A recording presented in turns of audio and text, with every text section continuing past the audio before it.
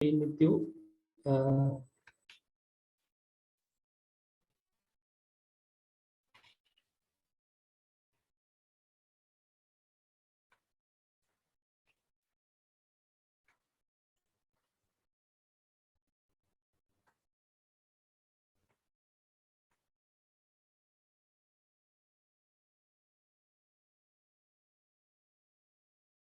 Okay, Doctor, can you hear me? Is it clear? You can hear you, of course. Okay, and first of all, before starting this, I would like to thank this last section E2 for giving this opportunity and organizing this kind of event. So even though this biodiesel topic is not that much common in Sri Lanka, but that is a kind of topic generated earlier even in the petroleum diesel.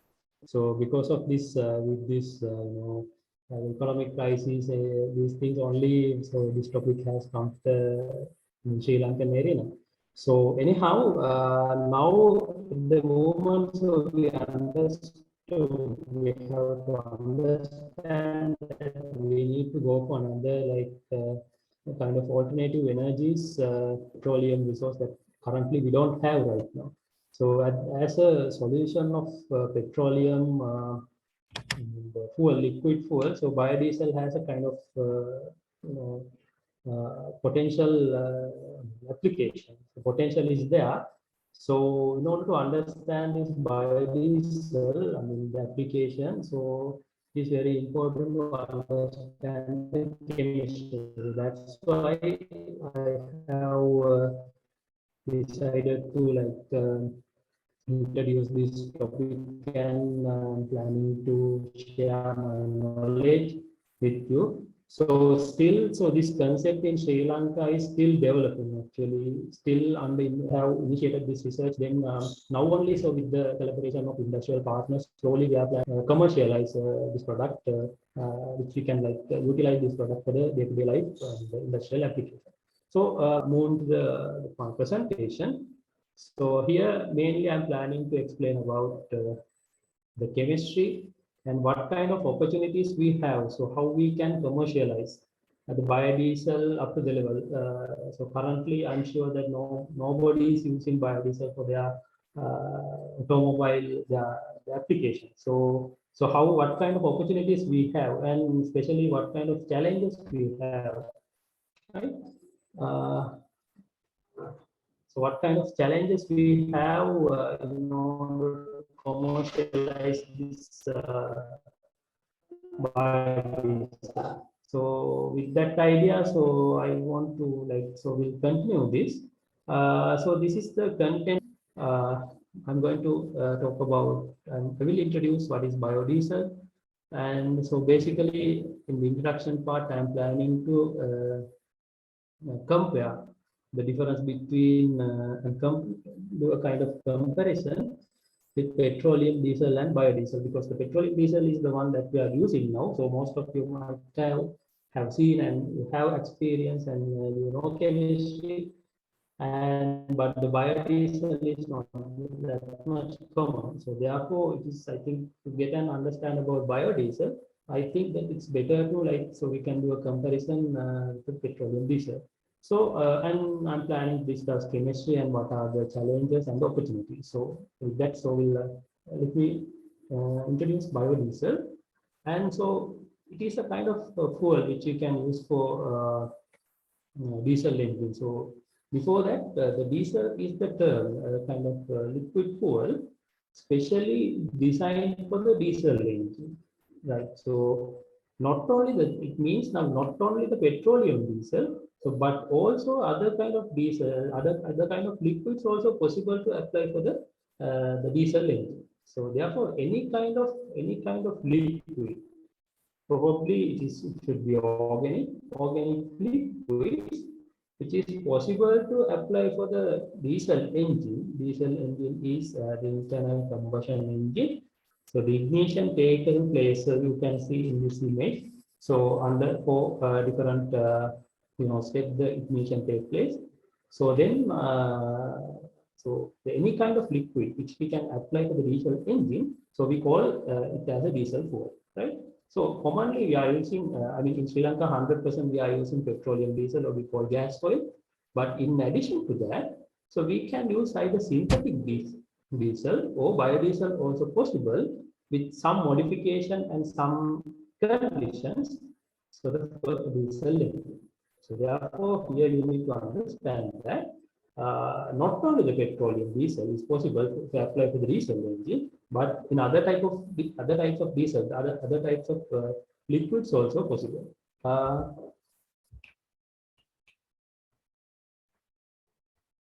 Okay, so in order to have an understand about petroleum, the biodiesel, so I'm planning to compare the biodiesel with the petroleum diesel under these three categories.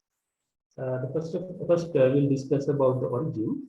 As you all know, so this is a kind of common knowledge. So you know that how the petroleum diesel is originated. So we extract petroleum diesel as a process of upon the refining of the crude oil.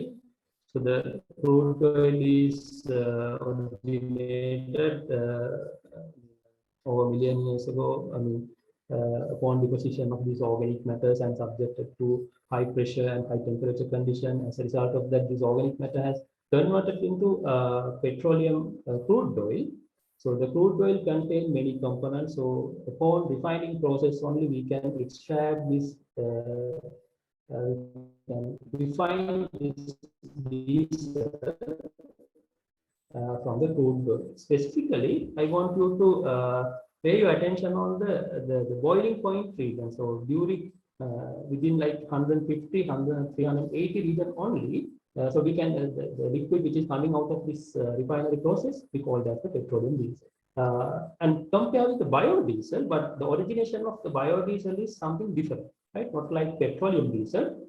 So you know, upon like the growing of this the biomasses. So basically, there are two different types of biomolecules are possible. The one called the primary metabolites, then another one called the secondary metabolites. So as the second metabolite, so lipid is the kind of possible potential molecule which can be used as a fuel, liquid fuel. So because of its high carbon density, so therefore it is possible to originate and generate a large amount of energy upon combustion. And it is possible to use as a liquid fuel. But the problem is that, so we can't apply this lipid, this extracted lipid we call as oil, so directly to the diesel engine. I hope my connection is okay. It is looking good. So direct cap is high viscosity and some reactivity towards reactivity of existing functional group towards this engine component. So therefore, ultimately, this engine will get damaged because of this functional group. So as a result of that, so it is possible to convert this lipid into biodiesel, right? So there are many technologies we can use to convert lipid into biodiesel, but mostly utilizing and the most important, the easiest method is that the transesterification, or we call alcoholysis process. And in addition to that, so you should understand not only transesterification, but also some other technologies also possible to convert this lipid into biodiesel. So this is the basic reaction we can have, we call transesterification reaction, into convert into lipid into biodiesel. So as the main product, we get the biodiesel, we call FAME, fatty acid methyl esters. And as the byproduct, it's also a kind of valuable byproduct. So we call as glycerol, so can get as a product upon transesterification. Chemistry of this reaction in detail. So right now, just at the beginning, I just want you to just introduce what kind of liquid is this and how it differs from the petroleum diesel. So what is the difference between these two, right? So by looking at this origination, the origination is totally different. So petroleum diesel originated in different way, and the biodiesel origination is Like, so the biological origination, and we have to extract the lipid and convert into biodiesel. So automatically, so there's some similarities also there. But anyhow, so this is how we have to we can produce biodiesel of the from the natural products. Okay, so I will explain this the chemistry of biodiesel in coming slides. Talking about the composition. Now here, the petroleum diesel, as you all know, so this is not a single liquid, right? I mean the highly pure or 100% single liquid. So it's a mixture of compounds, right? So diesel fuel is a very complex mixture. So it might contain thousands of organic compounds. So upon, so we extract this petroleum diesel within the distillation of within like specific temperature range. So therefore, during that temperature range, it is possible to extract many liquids, many organic compounds out of it, right? Specifically, so during that temperature region, so we get molecules having carbon number 9 to 23. Sometimes it says 22, 10 to 22. Anyhow, between 9 to 23, we can get, we extract some organic compounds. So we call that mixture as a petroleum diesel. So talking about chemistry, the 75% of the petroleum diesel contains saturated hydrocarbons. The remaining 25 is kind of aromatic hydrocarbons are possible. So this is like just rough percentages only. So it depends on the resources, the type of crude oil that we are going to extract. I mean, use for to extract this petroleum diesel. Now, so you know, as the chemistry people, you know that the gas chromatography is the best technique to find the composition of any kind of mixture. So here you can see in this gas chromatogram. So major peaks are because of major organic compounds, but in addition to that, you will see a large number of small peaks are there. So that is because of some minor components. Right? It says exactly the diesel is not a simple mixture. It's a kind of complex mixture, contains thousands, many of organic molecules. But okay, so but compared to the biodiesel, biodiesel is different. So it is not a mixture, really, right? Of course, one and we can tell it's a mixture, but I will tell you in what way the chemistry changed actually. Here, first of all, we'll try to understand what type of lipids, once we extract oil from the biomass source, we call that is lipid. So anything which is not dissolved in water, we can define as lipid. But so there are different types of lipids available. So here I want to tell that so all the lipids which is available, which can extract out of this the biosystem, is not suitable to convert into biodiesel. So I have recently I have heard in a like series. So person told that so all the liquids can convert into biodiesel. That is wrong actually. Right?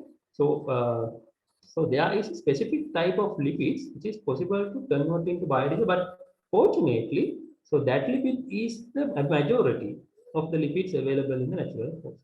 So basically, there are two different types of lipids we call in the viewpoint of biodiesel production. The one we call saponificable and non-saponificable. So saponificable means so upon application of a base, we should be able to convert that lipid into the carboxylate salt or the soap of that acid, right? So then, so such kind of lipid is possible because upon producing of this biodiesel, our expectation is that to reduce the molecular weight. So later on, I will tell you. So what kind of differences we expect upon this transesterification, right? Here, the mainly we expect to break down the molecules into fragments by reducing the molecular weight. So this method is easy. Of course, upon heating also we can break down molecules, the large molecules to small molecules. But the problem is we need to convert that molecule upon application of very low amount of energy. Otherwise, the method would be not applicable. So here, using a base, easily we can convert this ester into like a large ester into small pieces. So upon doing this, so we can expect the reduction of viscosity, and of course, we can expect the increment of the reduction of the flash point as well. So here now in this slide, you can see the viscosity differences. So if you look at even in the by looking at this oil also, you understand that the coconut and the palm oil, like, so those are highly viscous under the given temperature. But compare with that oil, so biodiesel or the normal diesel, so that is not that much viscous, right? So our expectation is that during this process, in order to reduce down the viscosity, so that is one goal actually when convert this liquid into biodiesel, right? Here now, looking at soybean oil, the viscosity is 32, but biodiesel it ranges from 1.9 to 6, and the auto diesel, again petroleum diesel, which will vary between very low values, right? So therefore, the expectation is to reduce down the viscosity. So that viscosity can be reduced upon application of low energy.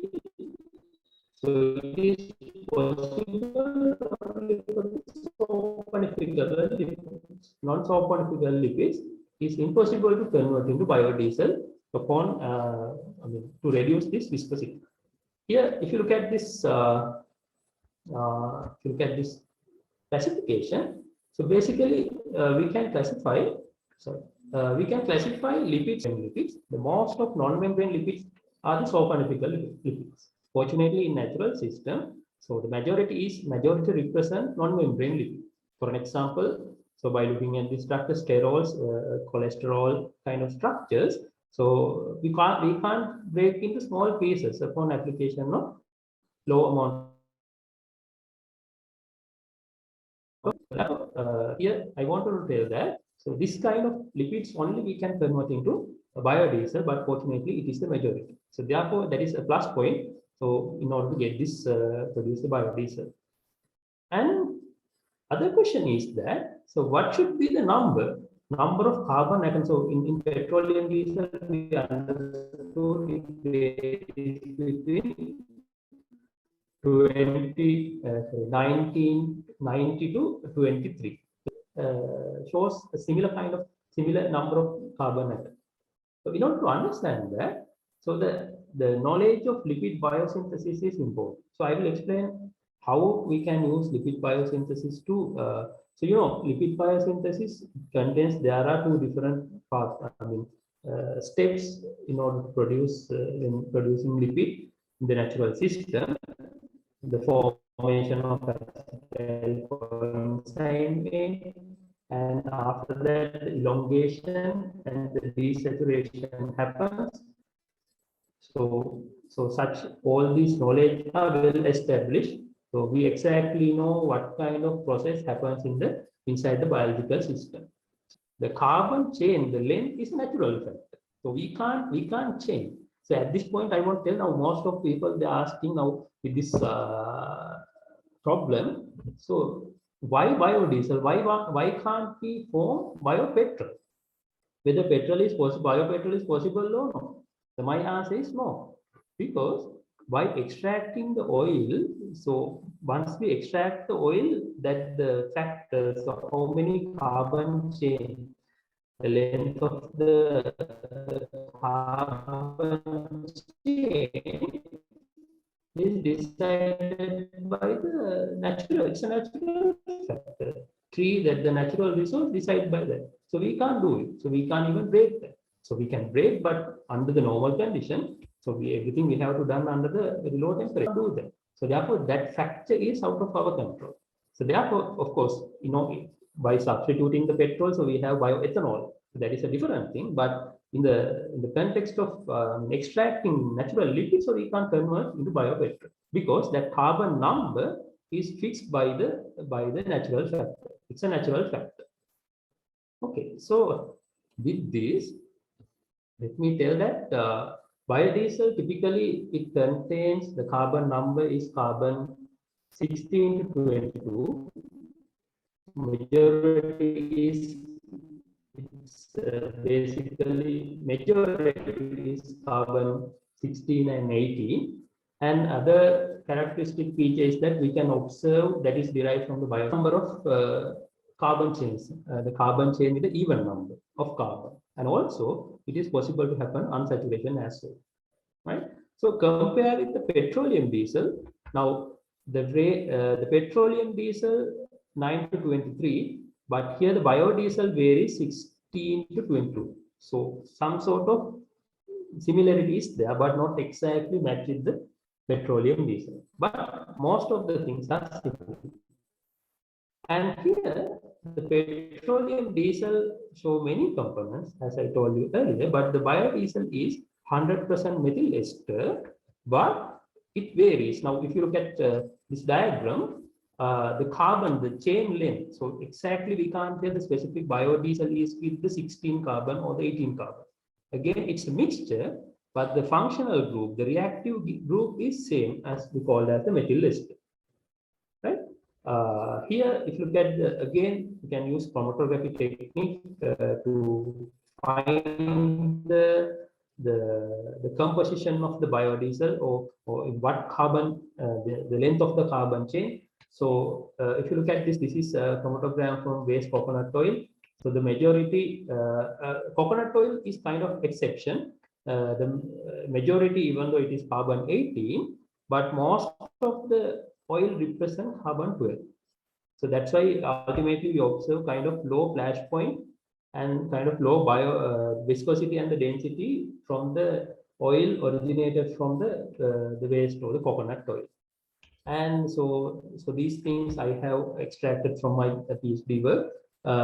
Here chlorella oil, a kind of algae oil. Again, we see kind of similar composition, carbon 18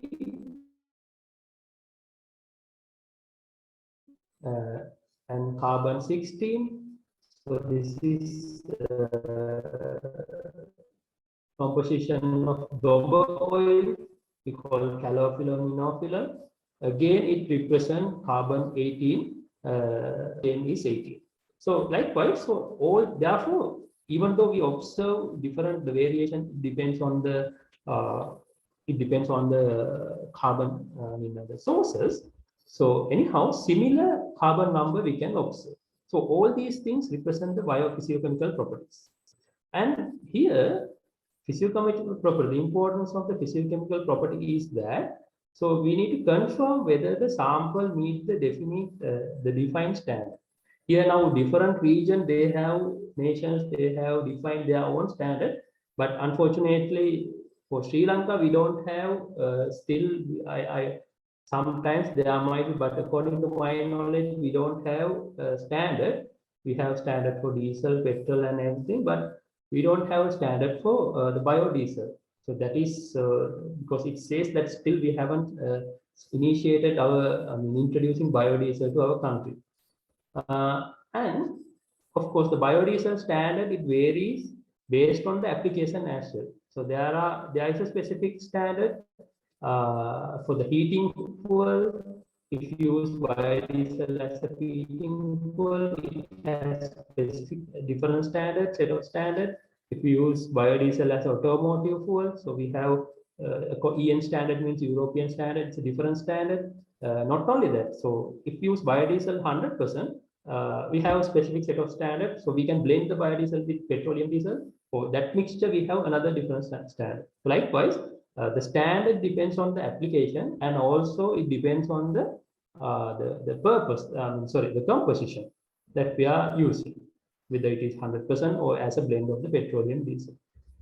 Anyhow, so talking about these physiochemical properties, so here I have compared the physiochemical properties of petroleum diesel and the biodiesel. Here, if you look at the mainly now, so there are many physiochemical properties, but basically, so there are important physiochemical properties. So the petroleum chemists, you might agree with me. flash point, and specifically the kinematic viscosity at 40 and the density. So those are the main important points that we have to look at before we apply any kind of fuel or kind of engine. So here, even the physiochemical, because of the structural differences, we observe difference in the physiochemical properties as well. Now here in the Lanka auto diesel, kinematic viscosity 1.5 to 5 and super diesel. But here the biodiesel, so we can go up to, it is possible to have up to 6. So should not go beyond that. But and also the density also fairly high, and specifically this flash point also high. So therefore this tells that the biodiesel, there is a difference between biodiesel and the petroleum diesel. So that reason came from the origination and their the composition, but that is the difference is not that much big. So therefore, it is possible to apply biodiesel for the diesel engine. For the normal diesel engine, there we have designed for the petroleum diesel. Yeah. And also, in this case, if you look at this copper strip corrosion, now maximally petroleum diesel allow maximally that 1 point there according to that scale, but biodiesel is possible to have, can go up to 6. It means the biodiesel is more reactive, more corrosive towards copper. So naturally, because of that double bond nature, so it is possible to cause some sort of corrosion to the copper strip. Right? So likewise, so there are some differences, but the differences are not that much significant. So therefore, it is possible to, there is a chance to apply biodiesel for the petroleum diesel. So before moving to the next part, quickly I will summarize what I have explained on the introduction part. So basically, so the diesel fuel means any type of liquid. Specifically, we can apply for the diesel engine. The diesel engine is a kind of setup. Combustion happens upon the compression, when we apply the compression. And there are most important physiochemical parameters are equal between, equal means there is a kind of similarity between petroleum and biodiesel. So therefore, it is possible to use biodiesel for the diesel engine. So there are two ways of application of apply biodiesel in the diesel engine. The one is we can apply as the totally biodiesel 100%, or if not as a blend of the petroleum diesel. So of course, it depends on the, so according to experience what I have seen, for the automobiles up to 30% it works perfectly, but after that it gives some sort of knocking, some reluctancy. Again, it depends on the source as well. Anyhow, the internationally recommended way is to apply up to 30%. But not only that, I mean, automobiles are not only the diesel type of diesel engines, but in addition to that, we have generators like industrial kind of industrial diesel engines. So such industrial diesel engines, without any issue, we can apply biodiesel. I mean, upon application also we observe the smooth running the percentage. Okay, it depends on the engine that we are going to apply as. So anyhow, as a summary, I can tell that there is a potential. We can apply because there are some similarities between the biodiesel and the petroleum diesel. Therefore, it is possible to apply for the petroleum. The engines were designed for the petroleum diesel. So with that idea, let me move to the chemistry a little bit. So this part is something chemistry. So I don't know, there may be audience from the non-chemical background, so that you can grab this. Anyhow, I will try to explain as much I can simply. Here, basically the reaction we call it as the transesterification reaction. Here, we react with triglyceride, which is the main component of the lipid, with the methanol. As a result of that, we get biodiesel. We call fatty acid methyl ester as the main product and the glycerol as a minor product. Right. So this can conduct even under the normal, I mean, without catalyst, but once we apply a catalyst, we expect the reduction of the activation barrier, and hence we can speed up the reaction. So basically, so we can use two different types of catalyst for this kind of conversion. The one we call base catalyst, or we can use acid catalyst. Here, now, if you look at the mechanism of the reaction, so specifically, we have to, when we encourage the reaction, in order to proceed this reaction forward, this transesterification reaction should meet three different requirements. The one is that upon application of alcohol, other RO group, as you mentioned here, should be ready to remove that part. Otherwise, it will not happen. The other reactant should anyhow react with this ester part, triglyceride. Alcohol should react with triglyceride. And also, this alcohol should have some sort of adequate nucleophilicity to react with the carbonyl carbon given. So that factor motivated by this base catalyzed pathway. And also, this carbonyl center should have some sort of ability to attract this alcohol. Otherwise, it will not happen. So that factor will enhance by this acid catalyst. Right? So here I have mentioned, so you can see the mechanism for both reactions. So in base catalyzed pathway, what they do is that it forms a strong nucleophile in order to react with this carbonyl center. Right? So then the reaction proceeds further without any problem. But at the same time, if you use acid catalyst, it attached to this carbonyl, this oxygen, and enhance the nucleophilicity, so the electrophilicity of the carbon. So at that way, so it will motivate to happen the reaction further. But the thing is that either we use acid or base catalyzed, the reaction will happen, but the base catalyzed reaction is more speeder than the acid catalyzed reaction.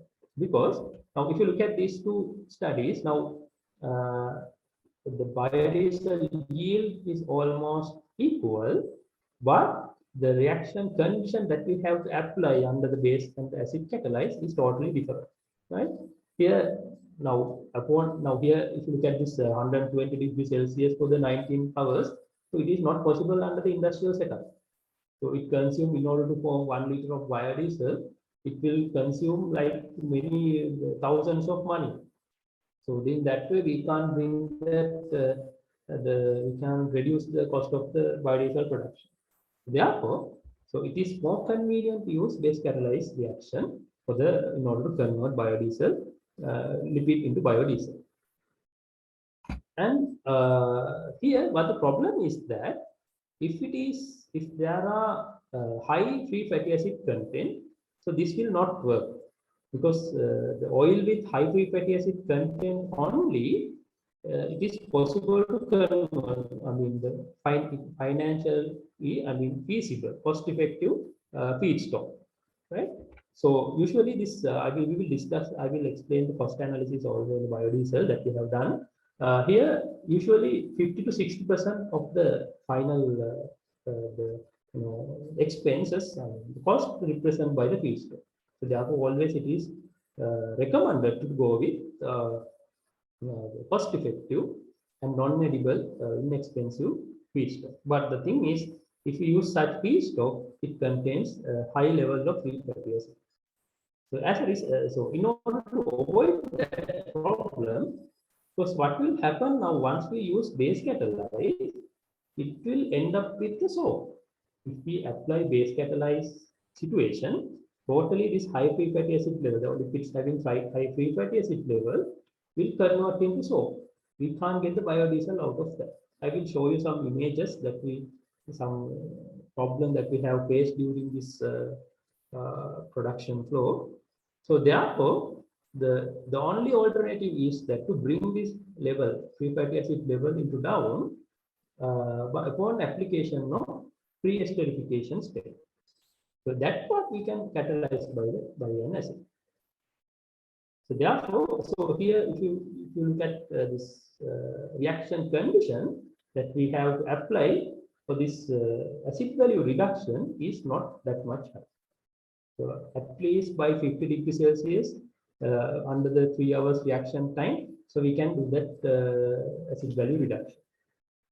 Therefore, the recommended pathway to produce biodiesel is that first you have to look at what is the acid value level of the raw oil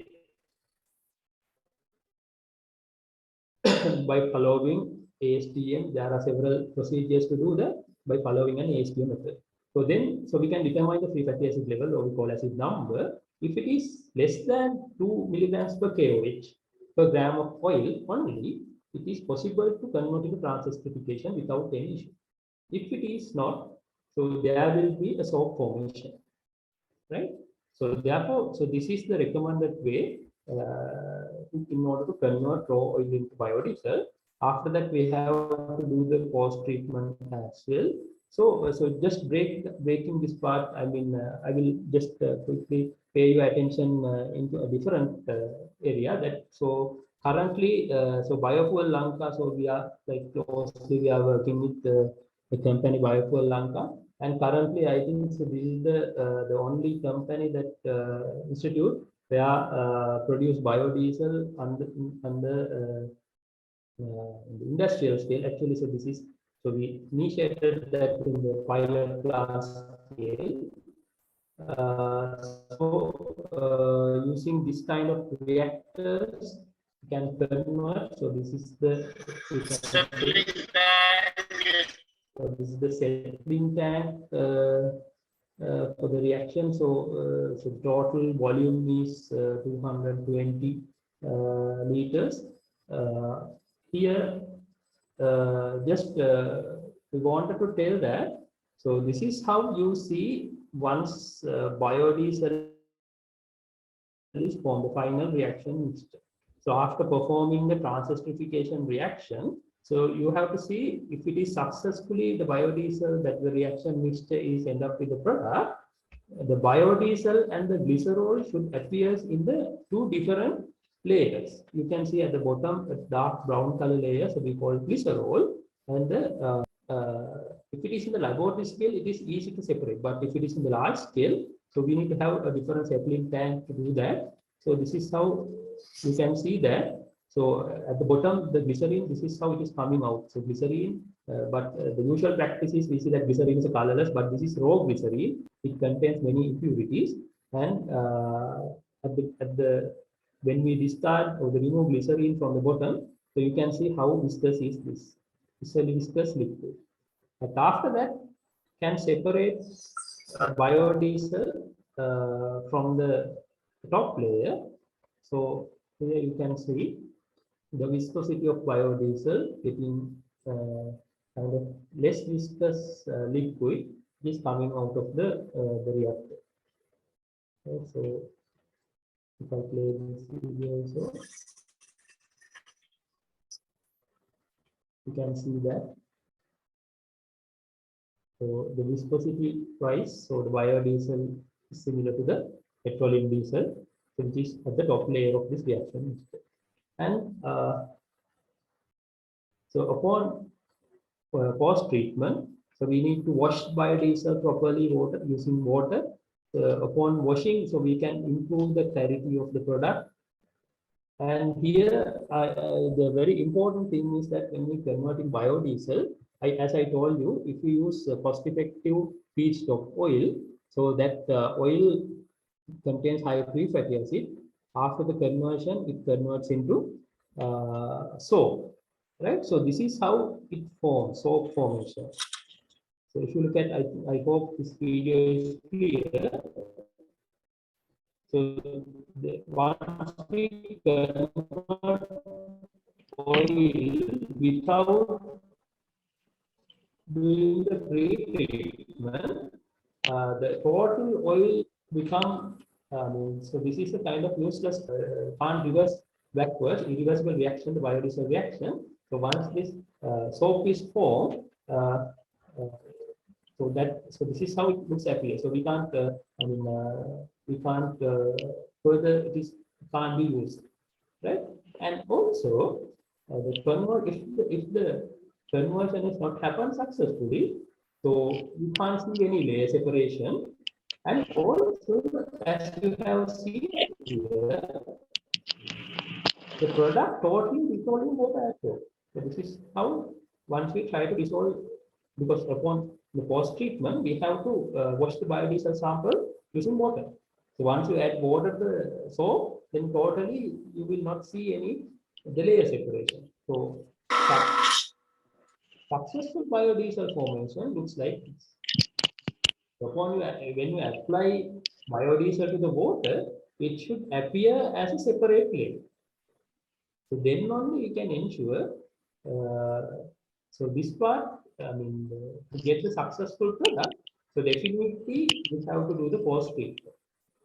So most of people I have told that, so they started. So they know only the most of they know only the transesterification. We can add base and do the transfer. But the thing is, if we haven't done the post treatment properly, the pre treatment properly, it will totally end up with into the soap, will become a kind of useless product. So therefore, it is very important to follow these two steps, right? So this is how. Sir, this is the batch. Right, so after proper post treatment, so this is how a clear biodiesel looks like. So you can see the clarity of the product. So totally is transparent, right? So you will obtain, you can observe, you can obtain this kind of clear product only after doing the proper post treatment only. So without post treatment, we can't expect this kind of clear product. Okay. Now let me quickly summarize under the chemistry section. I think we have done about like 40 minutes. So just give me like another 10 minutes. So let me finish next one.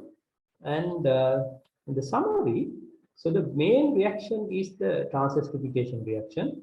So we can use either acid or base to catalyze this reaction. But the base catalyze is the most convenient.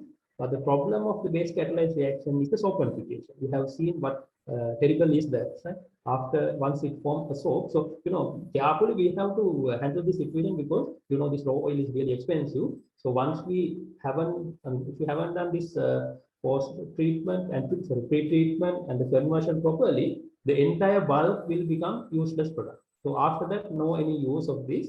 Since this is an kind of inorganic salt, so even can't apply to the engines because it is soluble in water. So totally that bulk becomes the useless product. So therefore, carefully have to handle the situation, pre-treatment, transesterification, after that the post-treatment. So that is the basic steps that that involve in the biodiesel production. Right. So that's about the chemistry of the biodiesel production. So we can discuss later if you have any issues, any questions regarding that. And finally, let me explain about why we can't, what are the challenges and what are the opportunities we have in order to bring this biodiesel production up to the industrial scale or the possible practicable way. So the basic problem as any kind of industry has is that the production cost, right? So here in this Biofuel Lanka, so they have can produce biofuel, the liter of biodiesel with the cost of the production cost is about between 280 to 300. It varies actually based on the raw oil, right, and other material. But if you look at this table, so here I have shown the percentage values, right? Here 47%, approximately 50% represent half of the cost represented by the cost of the raw oil. right? So, and other things, methods are the remaining things, the electricity, filtering, washing, post treatment, transportation. So that represent actually totally 15% altogether. But the remaining all methanol also has some sort of considerable cost. So in order to bring the total cost down, so we need to address these issues. Then only can make this concept can bring the concept into the practicable level. So the mainly this methanol current at the moment, methanol, mineral acid, sodium hydroxide, even though the entire sea around our country, so we don't produce sodium hydroxide. So we import sodium hydroxide from foreign countries. So again, it depends on the dollar rate and the mineral acid. Early days in Sri Lanka, we produce mineral acid, but nowadays no. Even now, the most suitable mineral acid for this production is sulfuric, but according to the current regulation, the sulfuric also, in order to purchase sulfuric, need to go with some regulations and the license and other things for the industrial people. So that also a difficulty. There's a difficulty to purchase this mineral acid also, even though it is available. Another thing is methanol. Currently, even the production of methanol, simple process, I don't think that currently it produced inside the country. Anyhow, the only possible thing we can get from the indigenously is that the oil, right? So, but the good factor is that that is the most expensive. So then, anyhow, we can think about to reduce down the cost by controlling the cost of this waste oil. So, other than that, we have some other some other strategies also. We can introduce heterogeneous catalysts and value addition to the glycerin. I will explain that. Talking about raw oil, here now there are some requirements. So these requirements when we select the raw oil. One is that it should have an original, the biological origin. Then only that is the most the big problem having is facing the petroleum diesel. We have to bring from the outside, so that issue is there. So therefore, specifically, that the oil should have this biological origin. And other thing is that it should not compete with the food chain. So then non-edible oil or the waste. But unfortunately, currently, when we try to get the waste oil from the restaurants and some other reputed hotels, so again it's difficult because there is a secondary market for the waste oil as well. Unfortunately, now we became a nation that consuming the waste oil as well, right?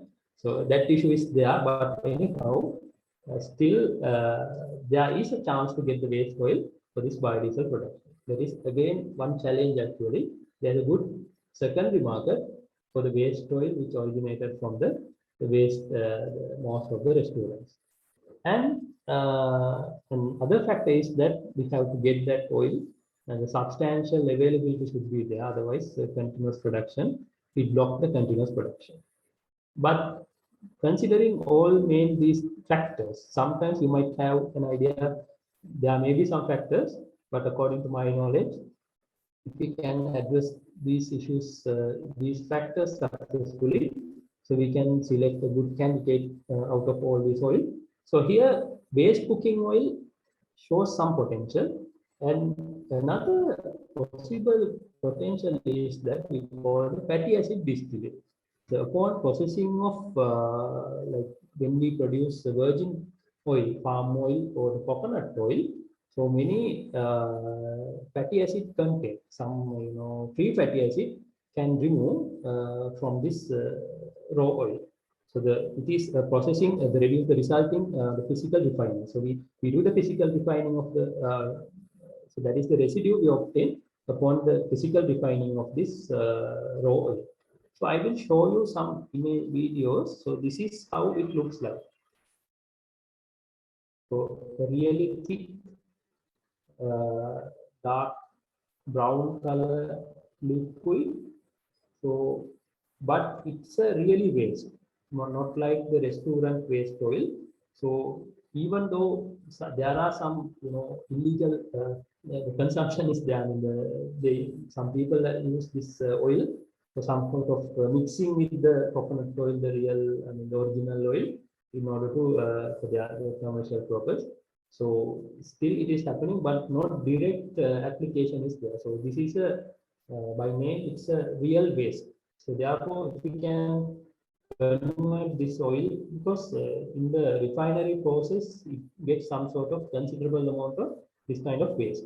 So therefore, it is possible to, and also many research papers has revealed that, research work reveals that the possibility of converting this waste into biodiesel, but this is not simple as we think. I mean, even conversion of waste oil is difficult, but this is more difficult. Comparing with the waste oil, it is difficult. So nowadays we are working with this. So if it is get success, I mean, so still further we can reduce the cost of this biodiesel. Now here you can see after the filtering also, you can see this kind of residue in this fatty acid distillate. Okay. So at the moment, according to my knowledge, so this is the possible way of possible raw oil, possible feedstock available to produce biodiesel. Of course, some, talking about castor, recently I have heard that some people trying to produce biodiesel out of the castor, since it is non-edible and can grow, I mean, sustainability is there. But the problem is that the factor which is not in our hand is that fatty acid composition. Here now,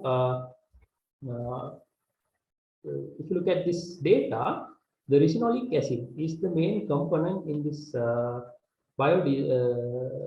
castor oil, which is closer to 90%, in some cases 95%.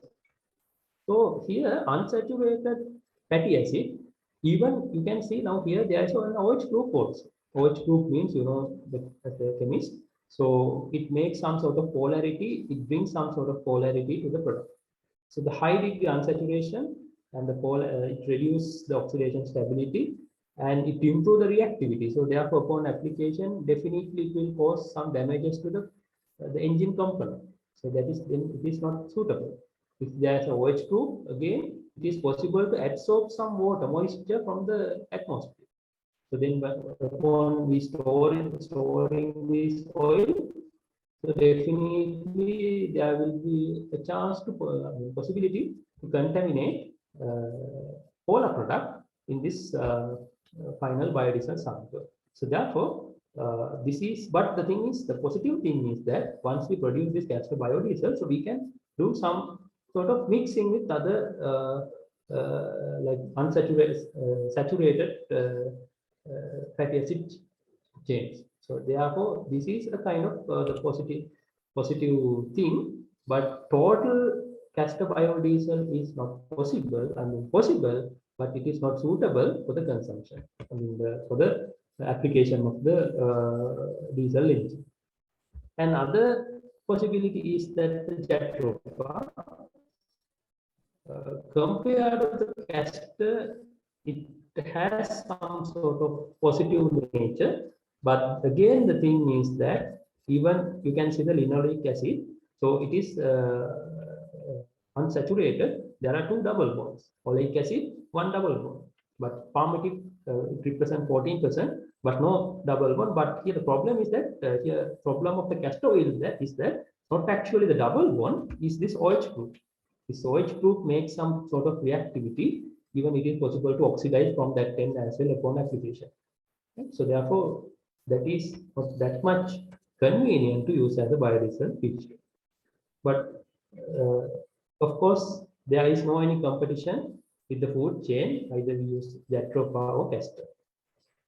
And other candidate is the microalgae, but still it is challenging because currently there is no economical or the financially feasible to produce biodiesel from the microalgae because there are some challenges. The one is that we have to select suitable species having high oil productivity, right? So the land to oil ratio, that ratio, even it is high, it means from square root of one area. So what is the amount of lipid that we can extract? So it is high, but the problem is that it depends on the species. There are some species actually it represent 75% weight from the biomass, but that species, if you look at the oil productivity, it is very low, right? So the lipid content can increase, it is high, but the lipid productivity from one day, what is the amount of lipid we can extract? We need to think about that fact as well. That's why this concept still it is in the research level. And the algae growth also possible, because there are some algal strains, especially the algal species which is having high lipid content. It is really unable to survive under the harsh condition. It's very difficult to survive. Even very rarely we report in the normal condition. So then we need to recognize what is the suitable condition to grow, and we need to have specific setups to grow that, right? So those are the challenges. And again, similar for all kind of microalgae species, the extraction is the difficult thing, right? Oil extraction is harvesting is the difficult, the challenging problem because of the size of the microalgae. And oil extraction, harvesting, so those are still not up to the level in order to extract oil from the microalgae, and other as well.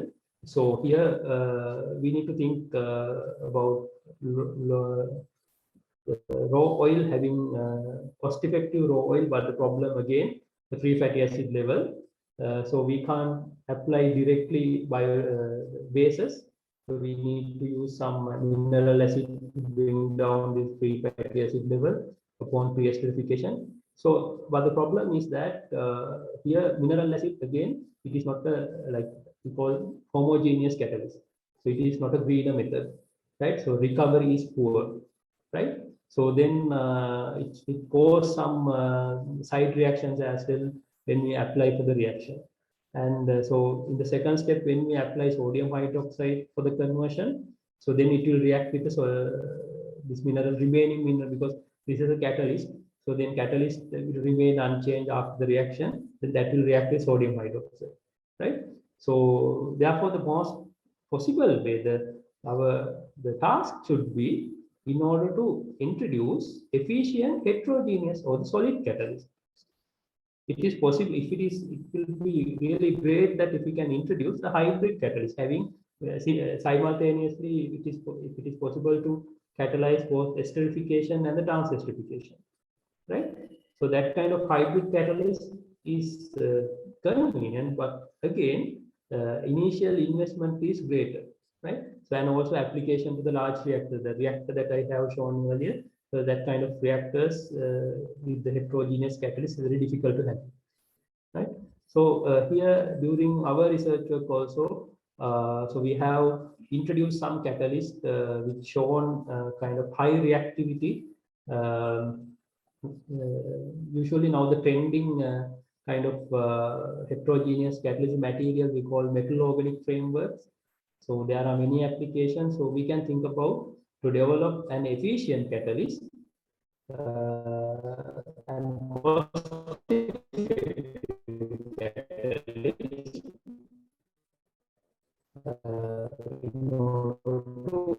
do this conversion. So in that way, so it is convenient to use the smart idea to use the kind of challenges we have. And finally, I wanted to tell you this one as well about glycerine. So you can see product. So we got glycerine, but since it is raw glycerine, so it says it is not the pure glycerine. It contains salt and the fatty acid, methanol, some unreacted products, right? So there's some salts of organic molecule. So if you in the commercial scale, commercially available glycerin you have seen that is colorless, the pure transparent, the colorless liquid. But here the glycerin we obtain is not pure. It's a crude. So therefore, the refining is not refining is an expensive process. So therefore, the currently actually we are here dealing with how we can convert. It is possible to convert this crude into bioethanol production. So in that way, so we can earn some sort of money and can reduce, can compensate this the loss and can reduce the production cost, right? So that is another challenge we have when we commercializing the biodiesel. So here, and also we need to think about the product quality as well. So that is another challenge we have. But there are two different ways of improving. The one is which is in our hand, and other thing is which is not in our hand. So there are some parameters we can improve upon post-treatment process. So definitely, I told you we have to wash the final product in order to remove the impurities, right? So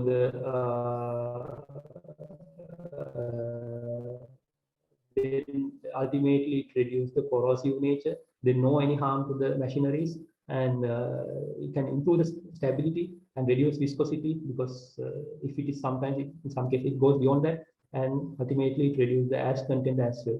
So these parameters can be improved if we do a proper post-washing technique. And there are some other parameters which we can't, it is not in our hand, natural reason, as I told you earlier. So we can't, it is always recommend that possible, better if we can go with the fatty acid methyl esters having saturated links, saturated carbon chain. Because if there is less double bond, no double bond, so it is highly stable and less corrosive, the less reactive towards the machineries. And the reactive means the reactive towards this the machineries, I mean the instruments. And preferably, so we can, it is better can have 16 to 18. So then automatically all other important parameters like viscosity, density will come to the region, right? So those are the things that we can improve. And here, what will happen once if we haven't done proper post-washing process. So after the storing of the biodiesel, so you will observe kind of yellow precipitate we call soap. So definitely, so it will continue continuously. The precipitation will be there. So this soap definitely will cause some damages to the machineries as well. So therefore, the proper post-treatment is important in order to get a quality product. So those are the challenges. If I summarize, what are the challenges we had? One is the production cost. That is the biggest challenge when we do the commercialization. And the production cost can bring down if we select cost-effective waste product as the raw oil, and efficient catalyst that should be stable. So there's some value addition we have to done to the glycerin.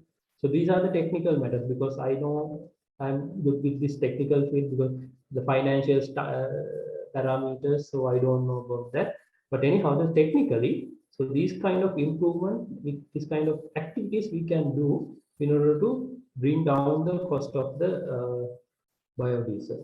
And so we can improve the quality definitely upon post-treatment process, proper post-treatment process, and we can blend with the other two parameter things that I wanted to tell here is that here now I haven't talked about this because this area I'm not that much familiar.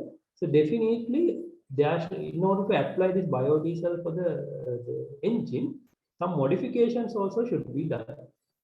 So then only effectively even 100% biodiesel we can apply for the engine. So currently existing engines are designed for the petroleum diesel, not for the biodiesel. You understood now there is a big difference, some difference between biodiesel and petroleum diesel.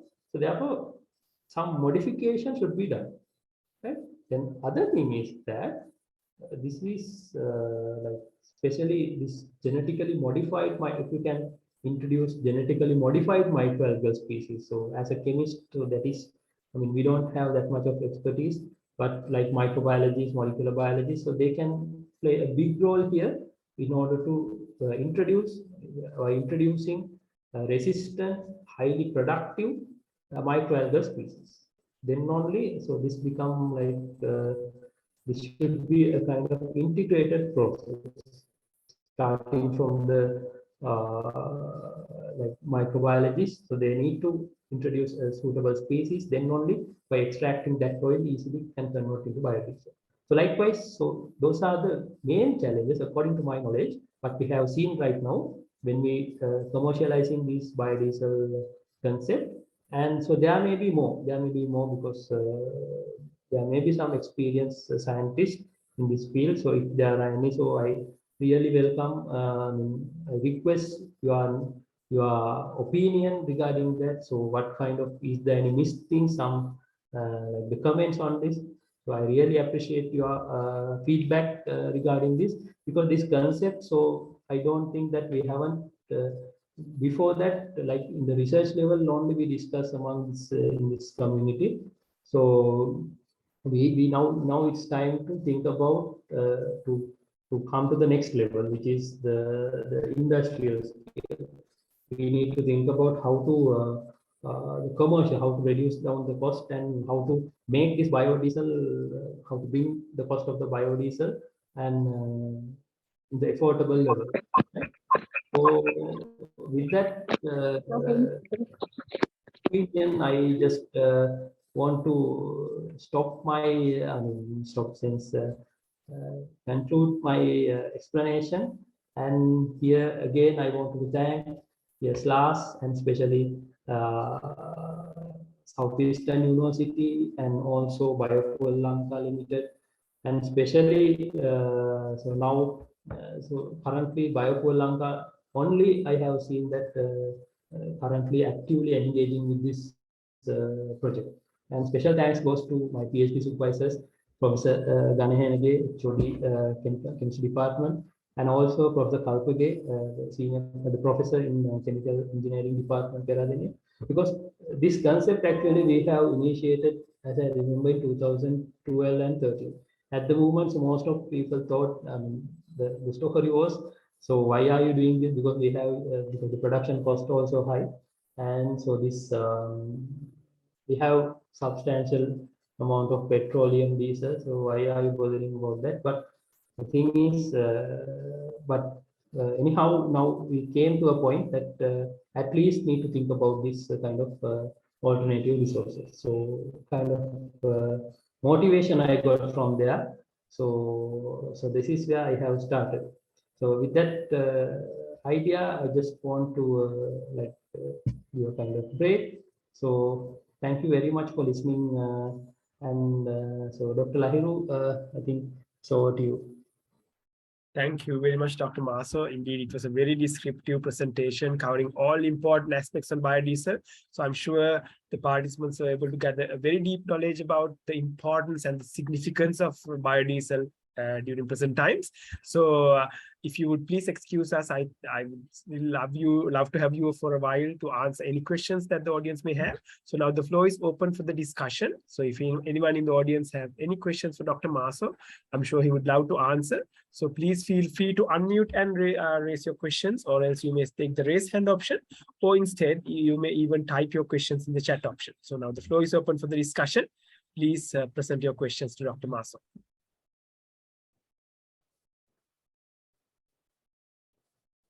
So Dr. Marso, until we get questions from the audience, I myself have a few questions. May I proceed? Sure. So Dr. Marso, as please. Thank you, Dr. Marso. So as you very correctly mentioned, I think the cost factor is something that's of very big impact, because in terms of commercializing any innovation, not just biodiesel, for any innovation, the cost will definitely come into the picture at some point of time. So therefore, the cost will definitely play a big role here in this biodiesel as well. At the same time, what can you tell about the conversion efficiency in terms of volume to volume. So if you take waste cooking oil, for example, in terms of converting that to biodiesel, what would be the volume to volume conversion ratio? Yeah, actually, it depends on the feedstock that we are using. So if you use like highly refined oil, like edible oil, virgin coconut oil, so usually we can expect 100% if we do the 100% conversion. So from 1 liter of biodiesel, maximally we can get at least 95% of 1 liter of oil with 30% of methanol. So we can get 95% of biodiesel. It means if you, as the input, if you use 1 liter of oil and say 300 milliliters of methanol, so we can get 95 milliliters of, sorry, 950, right? 950 milliliters of biodiesel, even after the post-treatment, because during the post-treatment, so there is a possibility to lose some product. Upon washing, some product is gone away. So it's difficult to recover all the things that we have there. So then almost 100%. So if we input 1 liter, almost 1 liter we can get out of that. So if we do proper pre-treatment process, if it is no any pre-treatment process for the waste oil, so definitely maximally I can guarantee that only 20 milliliter to 1 liter, then 200 milliliters of biodiesel is possible, because the all remaining thing will go as the soap, which is not it is totally a waste actually, right? So if you do a proper pre-treatment process, as I mentioned there, the pre-esterification process. So in Biofuel Lanka, so I have observed that in 220 liters, they get 200 liters of biodiesel even after all processing. So it's almost 1-to-1 ratio is there. So therefore, I mean, that is the maximum level we can achieve. Okay, thank you very much, Dr. Marso. And as another point, something that I was concerned was about the consistency. So if we get the raw material that's waste food oil from different restaurants or whatever the sources, will there be issues in terms of the consistency, and will the problems associated with the consistency lead to problems with the biodiesel that you produce? Consistencies now, even though we get any kind of restaurant, so they use either palm oil or coconut oil. So the initial resource is same actually, right? So depending on the food material that accumulate during the process, so there is a sort of problem is there, but it is not a big issue, because during the process, you can see after the production of biodiesel that we can observe there are two different layers. The one is biodiesel and other layer is glycerol. All these, most of the waste material, most of these contaminants will goes to the, since that's a kind of polar things, all the polar things will goes to the glycerine part. So then ultimately, so most of the time, the biodiesel we get here is kind of pure, free of polar component. So therefore, the consistency wise, of course, it depends on the material, the waste, the oil that we get, but most of the time we get kind of consistent biodiesel. Basically, we measure the consistency using the physiochemical parameters.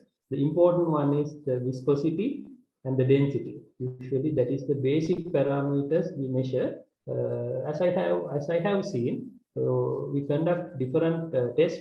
We drag different samples from the different restaurants. So ultimately, so we end up with the similar kind of biodiesel within the standard region. So consistency doesn't change actually with the resource. Okay, thank you very much for that answer, Dr. Marso. And at the same time, I mean, looking at the production or the synthetic pathway for biodiesel, there's a chance for at least glycerine and glycerol and water to be present in the mixture, at least in small quantities, if I'm not mistaken. So will that... sorry, Dr. Marso.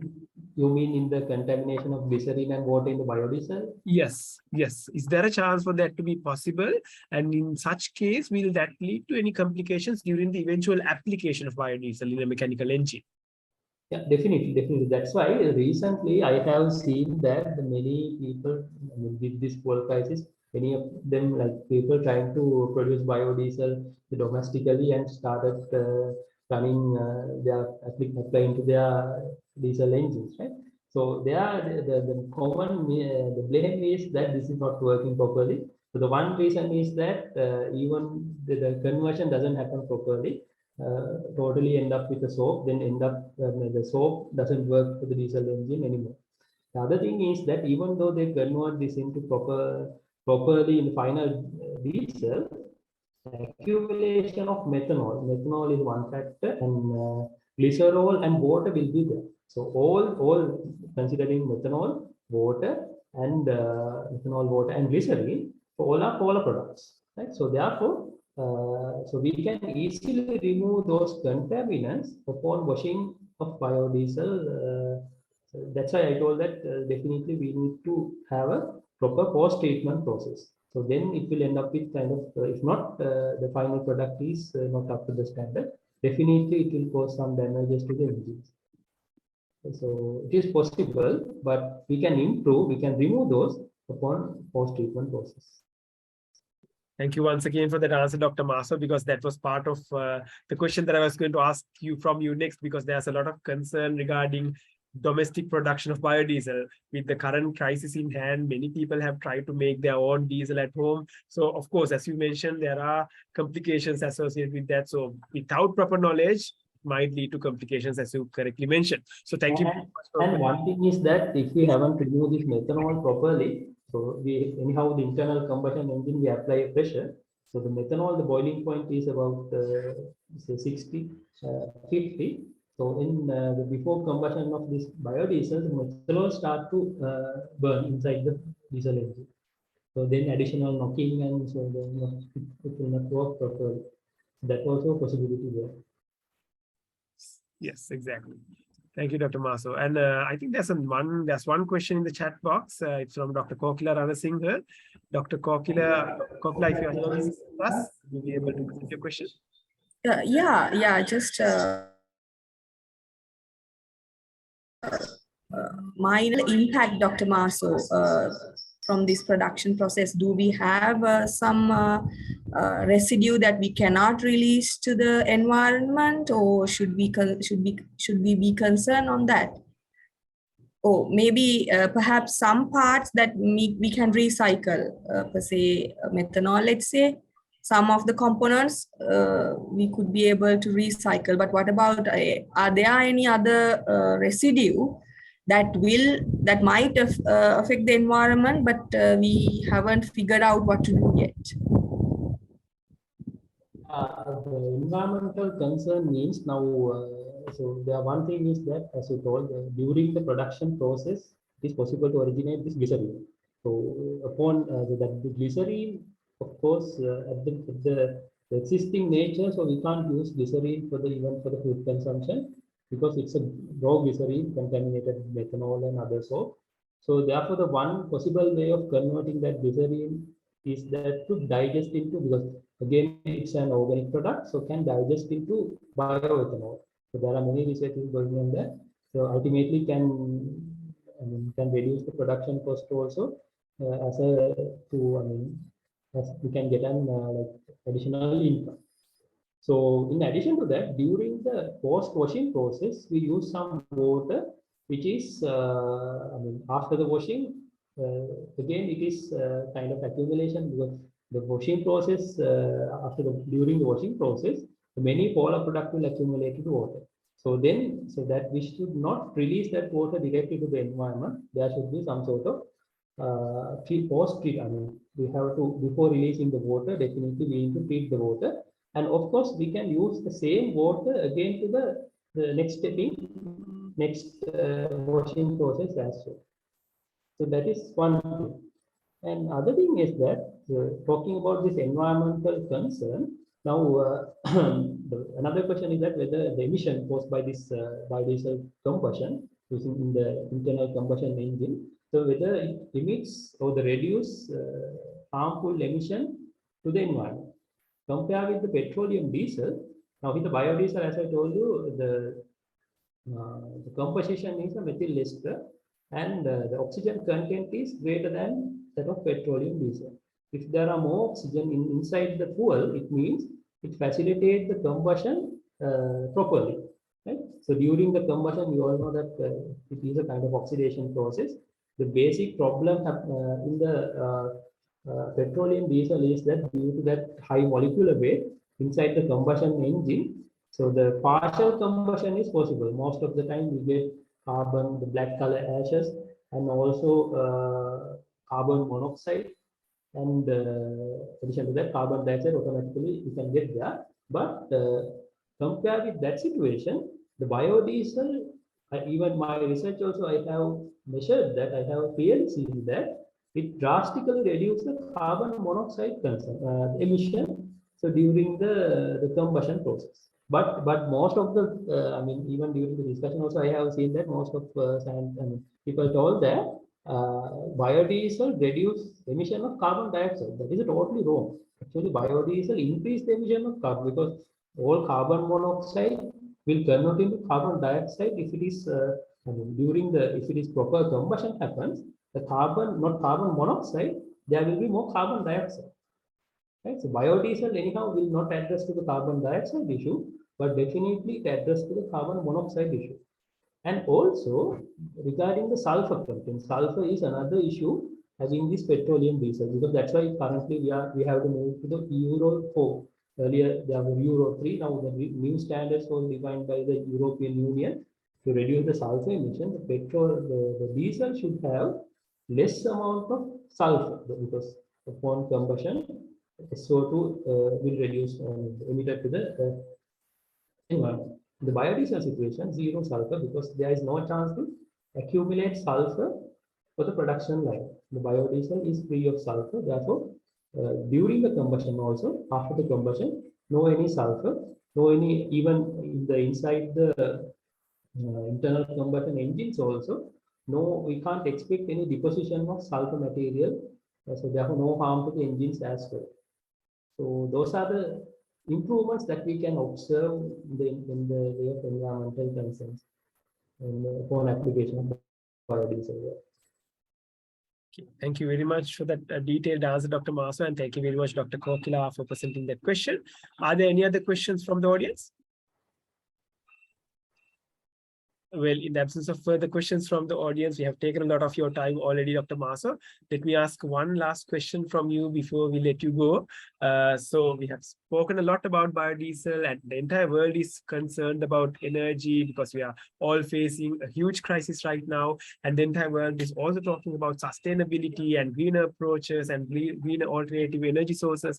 So with that all in mind, as a scientist, what do you think is the overall future direction for biodiesel locally as well as globally? Actually, overall means now, especially for the transportation sector. So that is the main problem actually. So people now thinking about using these hybrid vehicles and these solar cells related, electric vehicles, right? Charge electrically vehicles using the solar cells. But the problem is that for the small vehicles, it might be possible. But for the large vehicle like the tankers, right? Because in order to produce, empower that engines, it needs a really high amount of energy. So where we can get that energy from from the electricity, I don't think. The hybrid mode, of course, we can apply, but basically we need to have kind of, in addition to coal, we need to have some sort of liquid fuel. But the now thing is the petroleum diesel also getting depleted. Now our country, we are facing a huge problem with this petroleum diesel. So therefore, I think there's a possibility, but the problem is that the production, the demand